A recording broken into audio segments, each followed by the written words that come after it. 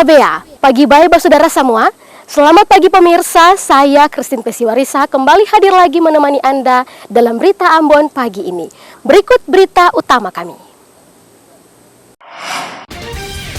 Maluku Tengah diguncang gempa 7,2 magnitudo. Tolak rencana pelantikan Raja Negeri, ratusan warga Naku mendatangi kantor Wali Kota Ambon.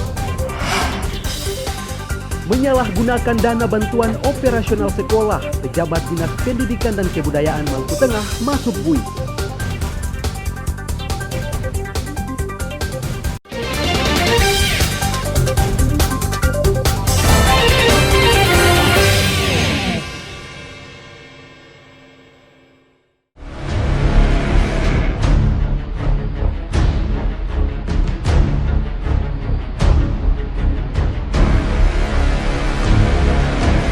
Gempa bumi tektonik dengan kekuatan 7,2 magnitudo mengguncang Kabupaten Maluku Tengah dan sekitarnya.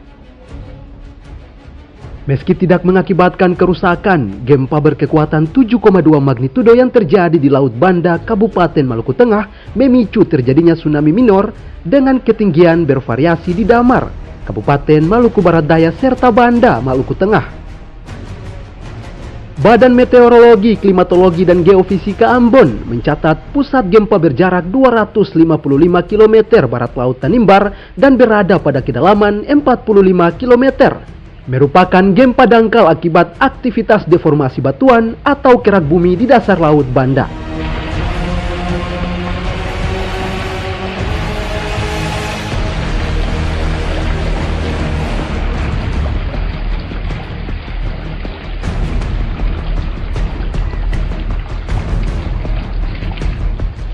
Kita menginformasikan terkait gempa bumi signifikan yang terjadi kemarin siang sekitar pukul 2 waktu Indonesia Timur, terjadi di Laut Banda dengan magnitudo 7,2.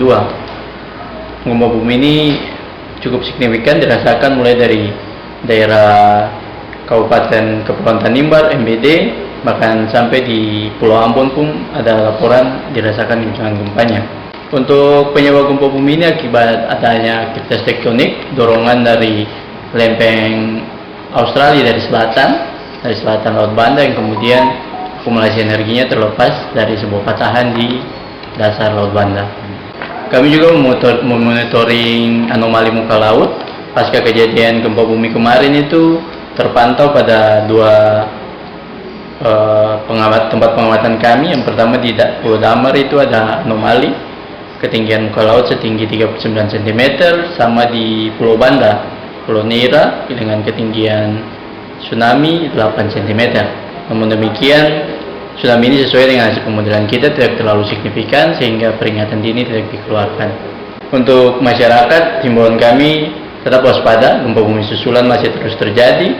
Hasil monitoring kita hingga siang ini tercatat sudah terdapat 67 gempa bumi susulan akibat gempa bumi yang tadi, kemudian 3 diantaranya dirasakan. Yang menjadi kekhawatiran kami, jangan sampai gempa bumi susulan walaupun kecil dia bisa memicu longsoran di dasar laut yang mungkin dapat memicu tsunami. Jadi tetap waspada, tetap update informasi terkini dari BMKG maupun arahan dari BPBD.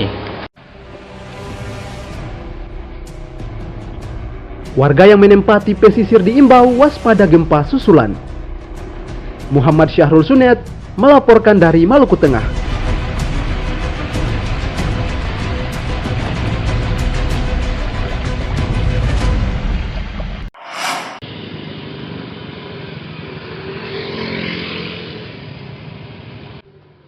Sejumlah warga dan petugas di Tobelo, Kabupaten Halmahera Utara mulai menyingkirkan abu vulkanik akibat erupsi Gunung Dukono. Petugas Badan Penanggulangan Bencana Daerah Halmahera Utara bersama relawan menyemprot area publik. Petugas juga membagikan masker kepada masyarakat di ruas-ruas jalan agar terhindar dari gangguan pernapasan akibat abu vulkanik. Selain masker, pemerintah daerah juga mendistribusikan obat-obatan yang terkait dengan iritasi mata maupun masalah pernapasan di semua puskesmas di Kota Tobelo. Kalau hari ini tuh lumayan tebal abunya, apalagi tadi sempat hujan ya walaupun hujan itu tidak bisa mengatasi abu-abu gunung yang ada di jalan raya maupun yang ada di atas gedung rumah atap rumah-rumah warga. Dan sempat juga terdengar di hari ini beberapa kali dentuman dibanding dengan hari yang kemarin. Mungkin hari ini lebih keras dan lebih banyak dari sebelumnya. Tapi bersyukur karena tadi siang hujannya sekitar 15 menit hanya ada di daerah dalam kota dan juga di sekitarnya. Ditambah lagi dengan pengairan yang diberikan oleh Badan Penanggulangan Bencana Daerah Kabupaten Halmahera Utara, serta memberikan masker pada masyarakat yang ada di dalam kota yang juga terdampak erupsinya Gunung Api Dukono. Selain masker, pemerintah daerah juga mendistribusikan obat-obatan yang terkait dengan iritasi mata maupun masalah pernapasan di semua puskesmas di Tobelo. Meski berstatus level 2, warga serta pengunjung diimbau tidak mendekat kawah Gunung Dukono. Sahril Helmi melaporkan dari Halmahera Utara. Adat negeri Naku menolak dengan tegas pelantikan Sadrak Hasper sebagai kepala pemerintahan negeri Naku definitif atau raja. Alasan kami bahwa yang bersangkutan bukan keturunan garis lurus. Ratusan warga negeri Naku, Kecamatan Lei Timur Selatan, mendatangi kantor Balai Kota Ambon memprotes berbagai persoalan di negeri Naku. Salah satunya menolak pelantikan Zadra Gaspers sebagai Raja Negeri Naku karena diduga bertentangan dengan aturan negeri. Keturunan perintah juga tidak mau sekali untuk ketua raja Bini Paturi nomor 1 dengan bukan garis lurus.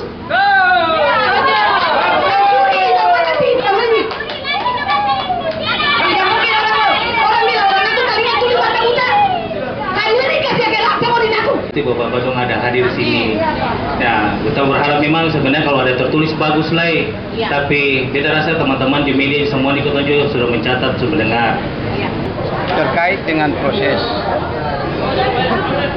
pelantikan calon Raja Naku atas nama Sadrak Hasper yang memang menurut sendiri negeri ini akan dilantik dalam jangka waktu yang singkat tanggal 10 ini. Dengan demikian, kami sebagai masyarakat adat terkhusus keluarga mata rumah perintah, mata rumah Hasper perintah berkeberatan, menyatakan menolak calon tersebut untuk dilantik karena yang bersangkutan bukan adalah garis keturunan lurus dari keturunan yang pernah memerintah di negeri Naku. Karena telah beta lama di Lei Timur, beta lama juga pernah menjabat jadi pejabat. Warga mendesak pemerintah Kota Ambon membatalkan rencana pelantikan Zadra Gaspers sebagai Raja Naku karena melukai hati warga. Muhammad Syahrul Sunet melaporkan dari Ambon. Bapak Wali Kota pernah janjikan untuk mau hadirkan keturunan sebagai orang tua dan tokoh masyarakat.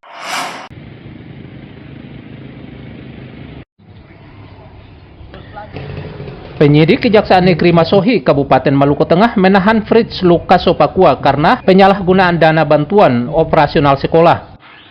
Usai diperiksa di kantor Kejaksaan Negeri Masohi, Maluku Tengah, Fritz Lukas Sopakua langsung digiring ke tahanan. Fritz Lukas Sopakua adalah mantan manajer dana bantuan operasional sekolah Dinas Pendidikan dan Kebudayaan Kabupaten Maluku Tengah.